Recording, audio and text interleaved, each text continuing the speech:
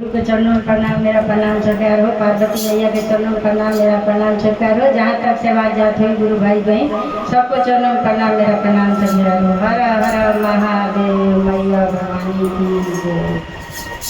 अरे अगना में लोटे गहुमरा